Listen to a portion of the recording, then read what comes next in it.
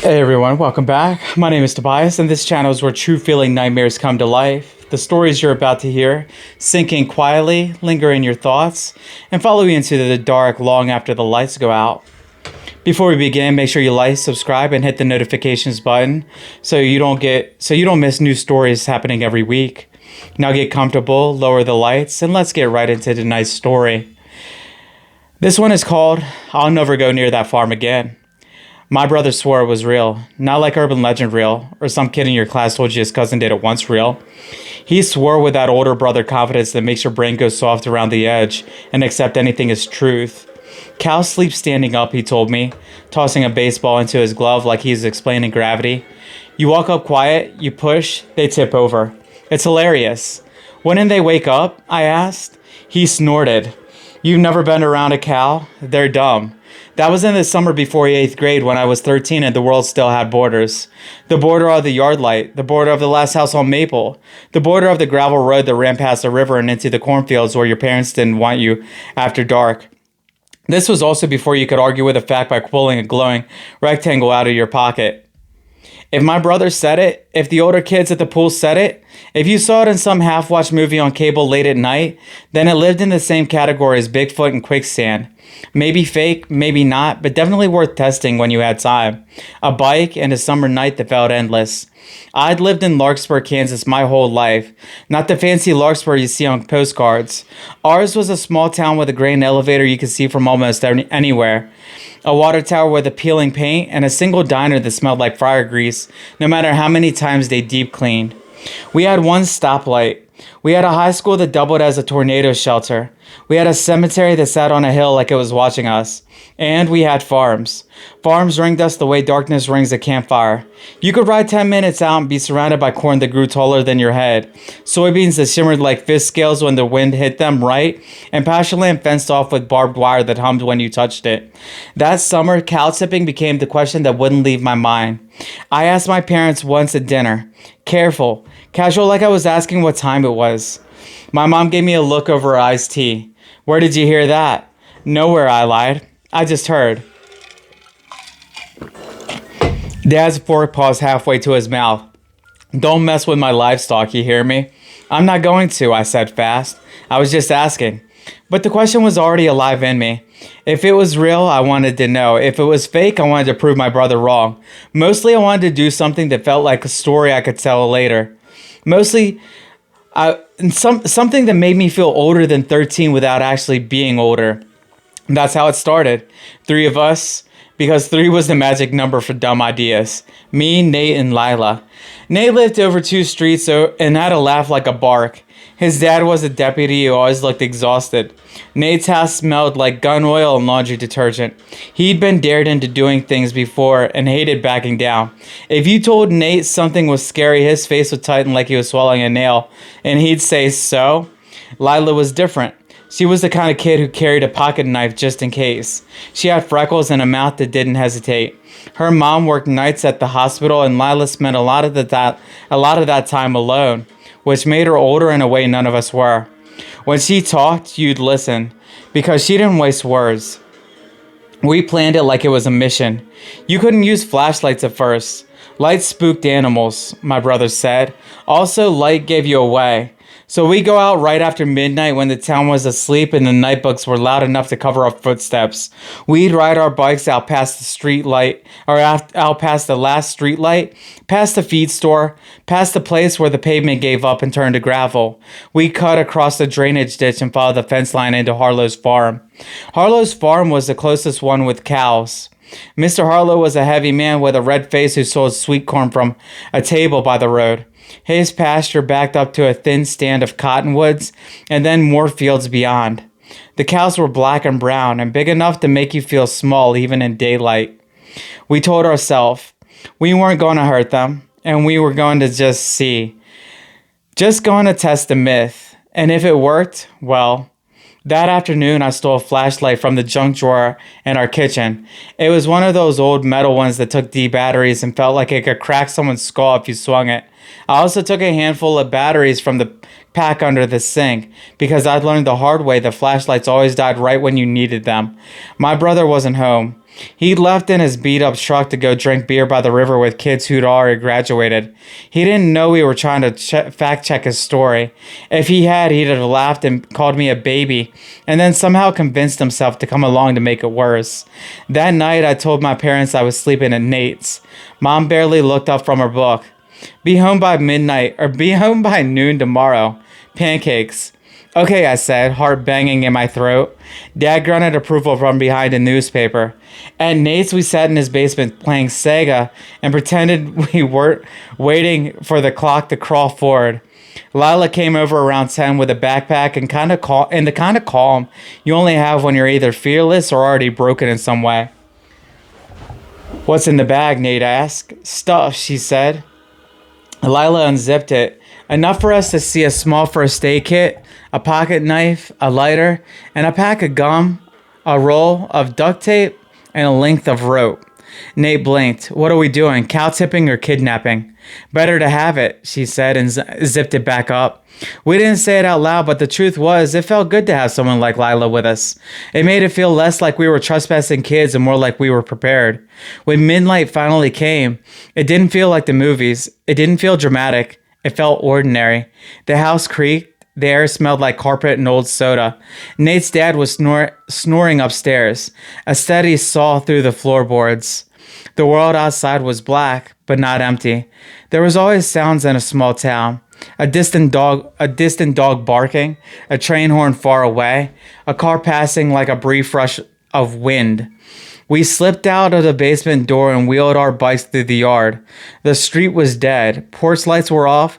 Windows were dark. The only light came from the moon, a thin white slice that made the shadows sharp. We pedaled fast at first, laughing quietly, nerves making us giddy. And then we hit the edge of town and the pavement ended and the gravel started popping under our tires.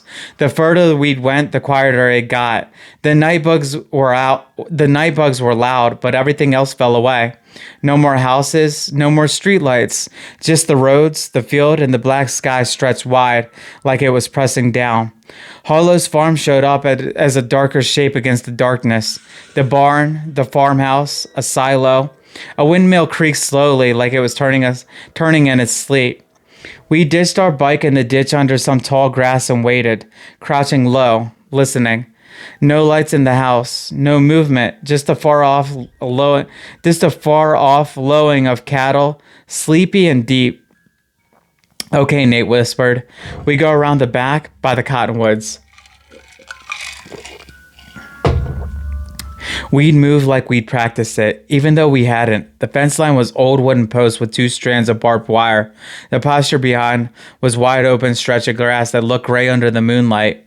We found a spot where the lower wire sagged and we ducked under carefully, trying not to snag our shirts. The moment we cleared the wire, I felt something in my stomach drop, a sense of being somewhere I wasn't supposed to, somewhere the rules didn't protect me. The pasture smelled like warm animal grass and something else, a sour edge that I didn't recognize then. We walked slowly, barefoot in our sneakers to keep from crunching too loud. The cows were scattered in lumps across the field, dark shapes against the lighter grass. See, Nate whispered, they're asleep. Are they? I had asked. Lila didn't answer. She was staring. We got closer to the first cow, and my heart started banging harder. Even sleeping, it was huge. Its side rose and fell, slow and steady. Its head was down. Its legs were straight, locked, the way my brother said. Nate grinned at me, white teeth in the dark. He'd held up his hands like a wrestler about to push someone out of a ring. Ready? He mouthed. I nodded, even though my mouth was dry. We crept up on either side. Nate put his palms against the cow's flank, and I did too, because that was the plan, 2 people pushing. The cow's hide was warm under my hands, coarse hair. It smelled like earth and manure. Nate counted silently with his fingers. 3, 2, 1. We pushed. Nothing happened. The cow shifted, a small ripple under our hands, and then suddenly its head jerked up. Its eye caught the moonlight, flashed wet and black. It made a sound that wasn't a moo. It was a harsh, startled bellow that vibrated in my chest. We stumbled back. The cow snorted and stamped once, then took a few heavy steps away, head swinging, as if trying to decide if we were predators or just annoying. Shit, Nate whispered, laughing breathlessly. Okay, that one was awake. It was asleep, I hissed. It was sleeping. Lila's face was tight. Maybe your brother's full of it. We tried another cow. This one was deeper in the pasture, closer to the cottonwoods. It stood with its head low, still as a statue. We approached slower this time, trying to be silent. Again, Nate and I placed our hands. Again, we pushed. Again, nothing tipped. The cow shifted its weight and swung its head and bellowed again, this time louder, more angry, and it trotted away, hoofs thudding like drums. Nate's grin faded. Okay, so maybe it's harder than... Guys, Lila whispered. Her voice was different. She wasn't teasing. She wasn't annoyed. She was careful. We turned towards her. She was pointing, her arm extended towards the cottonwood. At first I didn't see anything, just a dark line of trees and shadowed grass. Then I saw a shape on the ground. Not a cow-shaped lump. Something wrong. We moved towards it. Slowly now. The night felt colder, or maybe my skin was just reacting to fear. The shape was a cow, but it wasn't lying down like the others. It was on its side, twisted, legs bent at angles that didn't look natural. Its belly was open. I stopped so fast my sneakers slid in the damp grass. Oh my God, Nate whispered. Even in the dark I could see the slick shine of something wet. The smell hit me a second later. Thick, metallic, like pennies mixed with hot sourness that made my throat tighten. I'd never smelled death up close before, not like that. Not the neat death of a mouse in a trap. Not antiseptic death of the roadkill you pass too fast to really see. This was big. This is wrong. Lila clicked on her flashlight. The beam cut through the pasture like a blade, and the cow lit up in stark detail. Its hide was torn in long, ragged strips. Its ribs showed. There were deep gouges along its neck and shoulder. The wound in its belly was not clean. It looked like something had ripped it open with impatience. Inside there was a cavity where organs should have been, and the edges of the wound were chewed like meat torn away. I made a sound without meaning to, a small choked noise. Nate stepped closer like his body didn't believe what his eyes were seeing. A dog, he whispered, like... Coyotes? Lila shook her head slowly. Coyotes don't do this. How do you know? I asked, my voice too high. She didn't look at me. She was scanning around the cow and scanning the ground. The flashlight beam swept over trampled grass, dark smears, something like drag marks. Then it caught something else. Tracks. Not hoof prints, not paw prints like the dog tracks I'd seen in mud. These were strange. They were too deep, like whatever made them was heavy, but the shape didn't match anything I knew. Long, splayed impressions as if toes or claws had dug in. Nate swallowed. Maybe it's a bear. There aren't any bears here, I said automatically, because that was a fact I knew. That was a safe fact. Lila's flashlight beam moved again. It landed on another shape, farther into the trees. Another cow. This one was upright. For a half a second, my brain tried to categorize it as alive, standing, normal. Then I saw it wasn't moving. It was propped against a tree, like it had stumbled there and died. Its head hung at a terrible angle. There was a long rip down its side, and its insides were spilling out like something had opened it and walked away mid-meal. The beam made the blood look black. Nate whispered, "We should go." I nodded so hard my neck hurt. We turned, keeping our flashlights low now, like light was suddenly a liability instead of a comfort. We moved faster, but not running yet, because running makes noise, and running is something that happens before you get caught. As we backed away, Lila's flight flicked across the ground one more time and stopped. Her beam froze on something near the second cow. Something hunched. At first I thought it was a stump or a shadow shaped like a person. Then it moved. Not fast, not like an animal darting. It moved with a slow, deliberate shift of something that knew it didn't have to hurry. The beam caught part of it. The skin, or something like skin, pale and uneven. a curve that might have been a shoulder, a glint that might have been wet muscle. Nate whispered, "Turn it off." Lila didn't. She couldn't. Like her thumb was stuck, the creature lifted its head. Even now, decades later, when I try to describe what I saw, my brain protests. It tries to soften it. It tries to make it fit into something known. It didn't. It was too tall to be a dog, too wrong to be a man. Its head was elongated, not like a wolf, not like a horse, more like something stretched, pulled as if nature had started building one animal and then changed its mind halfway through. Its mouth was open, and its mouth was not a mouth. It was too wide, split farther back than it should go, lined with teeth that didn't look like teeth you'd find on any Kansas predator. Its arms, because yes, they were arms, were long enough and jointed wrong, and hands that ended in fingers too thin, too many bends like spider legs wearing skin. It was crouched over the cow like a vulture, but it didn't peck or tear delicately. It had both hands sunk into the open belly, and it was pulling something out in a slow, savoring way. It looked up into the flashlight beam, and its eyes caught the light. Not reflective like an animal's, not human. Flat, dark, bottomless. For a fraction of a second it held perfectly still, then made a sound. Not a roar, not a growl.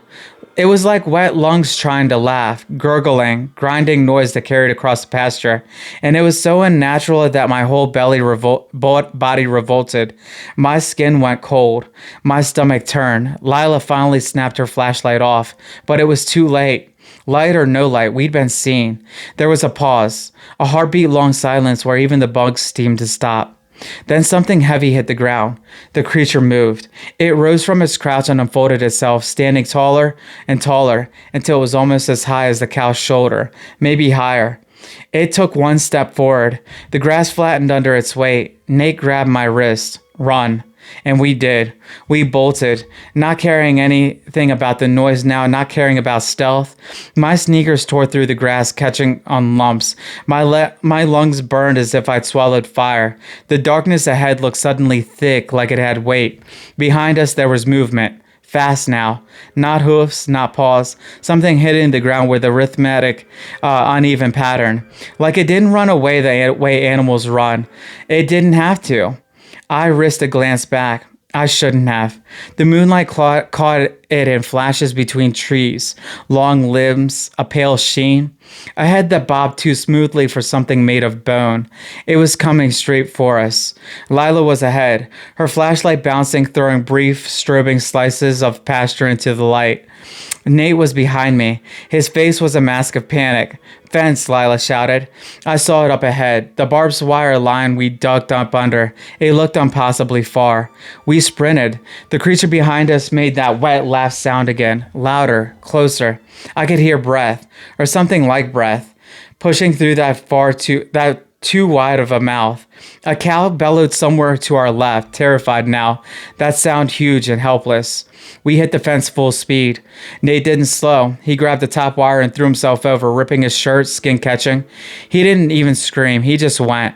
Lila ducked low and slid under like she'd done it 100 times. The rope in her backpack slapped the ground. I hesitated because for one stupid second my brain tried to be careful, tried to remember the barbs, the way they tear. That second almost got me killed. Something hit the ground behind me with a thud that I felt through my feet. I heard grass ripping like claws digging in. I dropped to my stomach, shoved under the lower wire, not caring if it snagged my back, not caring that the barbs scratched my skin. Pain flared and then vanished under adrenaline. I popped up on the other side, breath ragged, and ran towards the ditch where our bikes were hidden. Nate was already there, fumbling, yanking his bike out onto the grass. Lila had hers upright, flashlight clenched between her teeth so she could use both hands. I grabbed my bike, fingers shaking so hard I nearly dropped it. Behind us there was a metallic twang. The fence wires vibrating. Something hit it. Then another hit, harder. I turned in time to see the fence post shudder.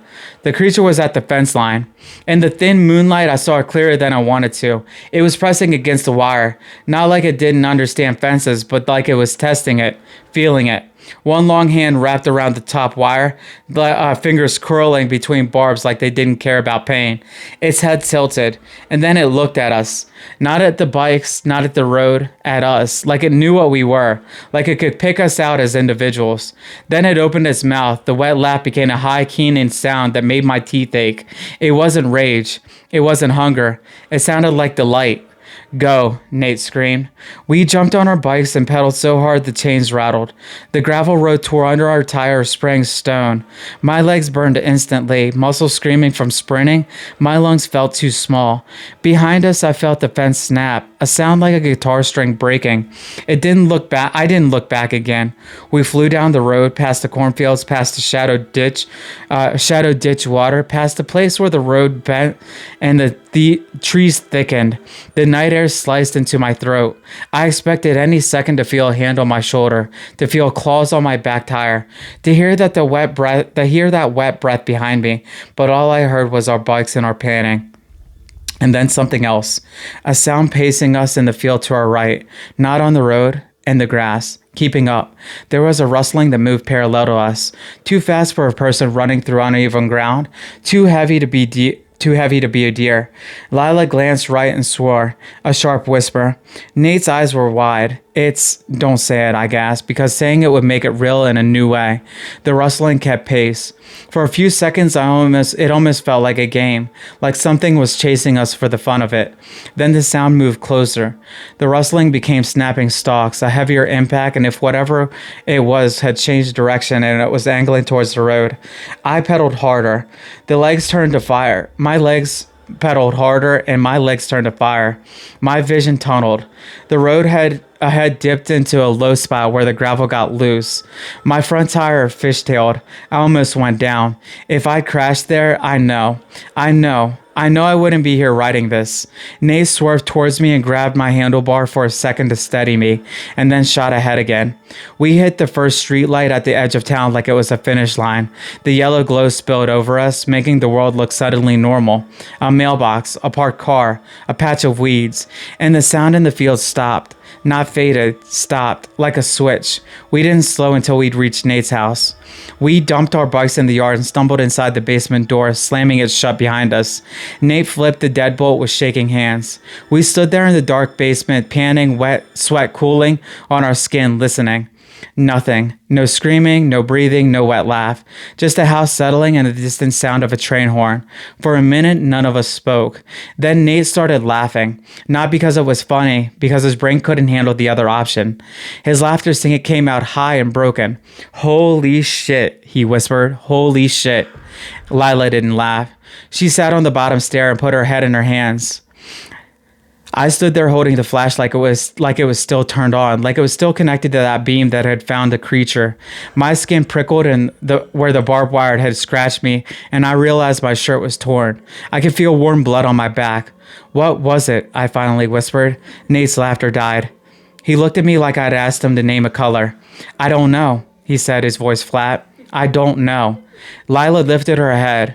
Her eyes were wet, but she didn't look like she was crying. She looked like someone who'd just watched something irreversible happen. We don't talk about it. Nate blinked. What? We don't tell anybody, she said, farmer. They won't believe us, and if they do, they'll go out there. I thought of my brother, fearless and stupid in a way older teens can be. I thought of him laughing, calling us liars, going out there with a baseball bat to prove he wasn't scared.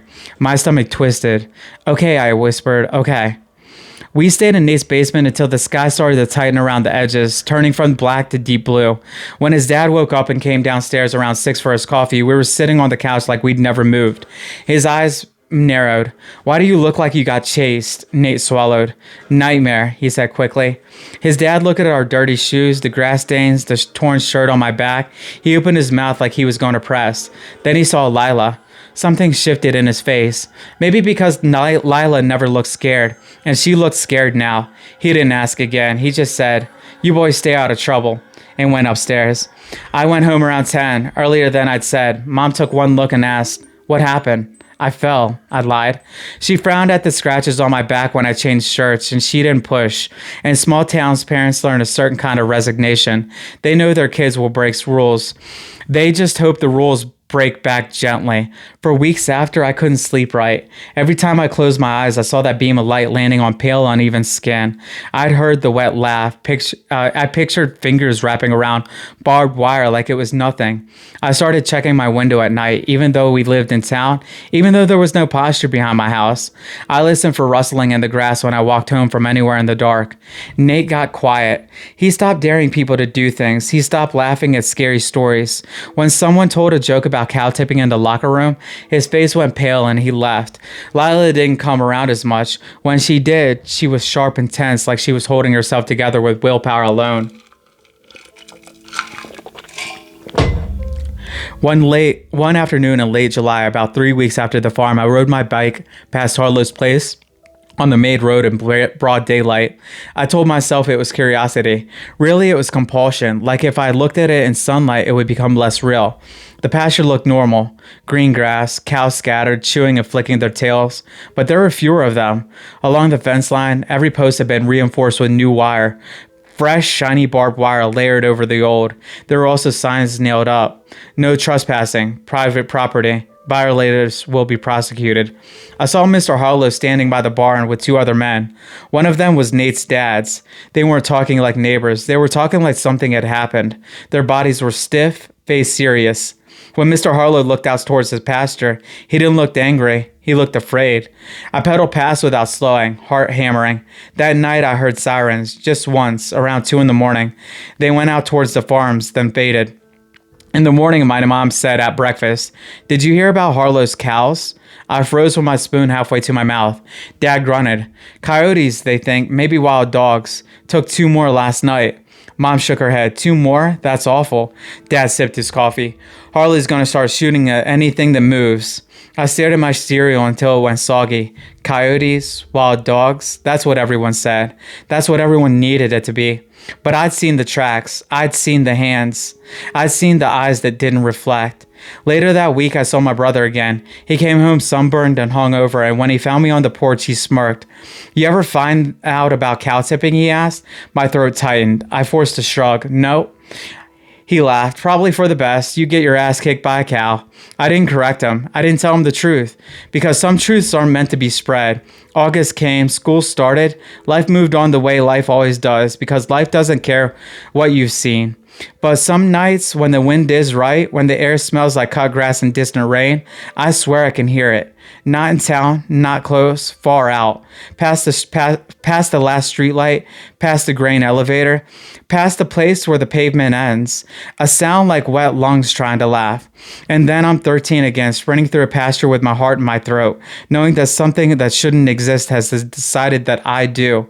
People ask sometimes why I never liked the countryside the way other kids did, why I never went hunting, why I never wanted to camp. I always give a safe answer. Bugs, allergies. I don't like getting dirty. I never tell them about how Harlow's farm. I never tell them about the dead cows.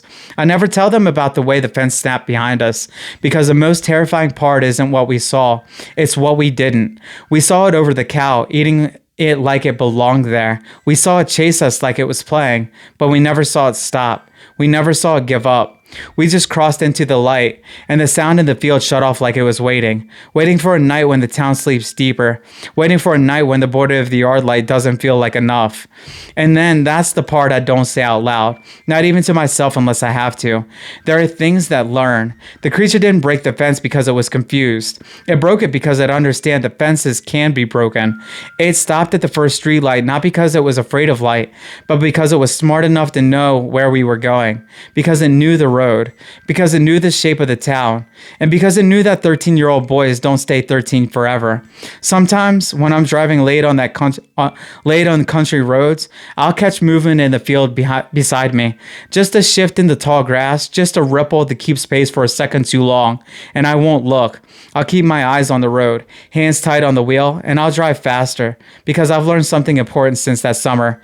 You don't go back to prove a story wrong, not when the thing that proved you right might still be out there listening. And you don't shine your flashlight into the dark unless you're ready for the dark to look back. And that's where we'll stop for tonight. If this story stayed with you, if it followed you a little closer than it should have, then it did exactly what it was meant to do. If you enjoyed listening, take a moment to hit that like and subscribe button, and don't forget to turn on notifications. And if you've experienced something you still can't explain, let us know in the comments. Until next time, keep the lights low, keep your doors locked, and try to get some sleep. Good night.